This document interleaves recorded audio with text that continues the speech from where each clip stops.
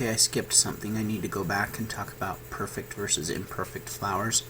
So this is a diagram of a perfect flower over here on the left because it has both male and female parts, and these would be considered imperfect flowers. Sometimes perfect flowers can self-pollinate, but a lot of flowers have mechanisms that inhibit self-pollination. That would help to maintain the needed diversity, genetic diversity for a diverse gene pool in the plant population. Okay, let's go back to this and finish up seed dormancy. And then fruit, and then we'll be done.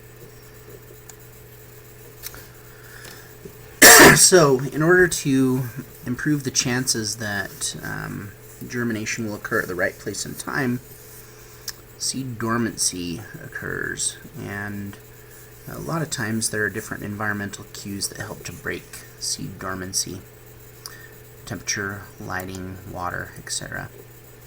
Germination of a seed depends on its ability to imbibe water, to take it up, called imbibition. And that's due to water potential of the dry seed. So the water potential is going to be very negative inside the dry seed. The psi is going to be very negative inside the dry seed, and not as negative in outside. So it will readily take up water. So this diagram shows how that occurs in both monocot and dicot plants. This part, called the radicle, is the first root. In a dicot, this will become the green part of the plant, and the cotyledons will be used as an energy source until leaves can take over with photosynthesis. And basically the same thing happens for monocot plants as well. The endosperm and the cotyledons are giving them enough energy until they can photosynthesize. Right, fruit. Fruit is a mature plant ovary. It fills several purposes. It helps protect the seed, helps disperse the seed, and when we talk about fruit here, we're talking about fruit in the biological definition of fruit, in the biological sense. So there can be dry fruit, fleshy fruit, thick, soft, or sweet fruit at maturity. So we're going to look at examples of all. Can't remember if this is on the reading guide, but simple are single fused carpels, aggregate, flower with multiple carpels, or multiple or groups of flowers. So this right here, these next pictures show simple, example of simple, and again simple, single or several fused carpels. This is an example of a single carpel, pea plants. Aggregate and the raspberry. Again, aggregate means a single flower with multiple separate carpels.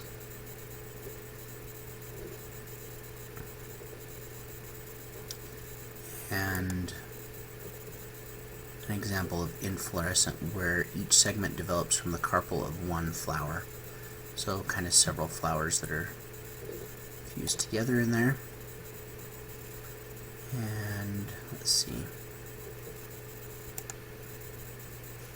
The last one, accessory fruit. Sometimes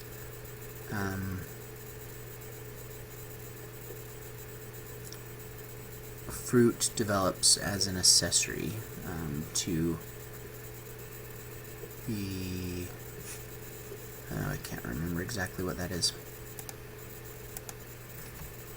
Okay, oh yeah, it contains other floral parts. The fruit contains other floral parts besides the ovary. So, like the apple, it maintains the stamens and styles in the bottom of the apple. Okay, there are several dispersal mechanisms, like coconuts float. They can be dispersed by water.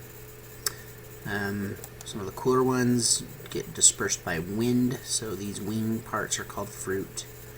The parachute is the fruit of the dandelion tumbleweed. Those are dry. Some get dispersed by animals, so some are barbed and they stick to animals.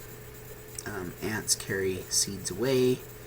Seeds that can go through the digestive tract of an animal. Sometimes this is required for germination to break dormancy, is the seed has to go through the digestive tract of an animal. And seeds buried by squirrels and then forgotten later. My dog, he's a corgi and his name is Darwin. I have two corgis. The other one's name, the first one, his name's Charles Darwin, after Charles Darwin, obviously. And the second dog that I got is also a corgi, and his name is Erasmus Darwin, after Darwin's brother. But Charles Darwin loves raspberries, and when he was a puppy, he ate raspberries in the backyard, and then he would go and poop in the backyard, and the seeds get dispersed in his poop, and we have what my sister refers to as poop berry bushes, and she still thinks that they're dirty, and so she won't eat the raspberries off of the poop berry bushes, but they're scattered throughout the yard. So an example of seed dispersal.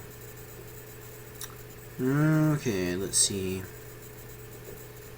I don't think this last part was covered, so I think we were done here. I'm going to pause this and check the reading guide real quick.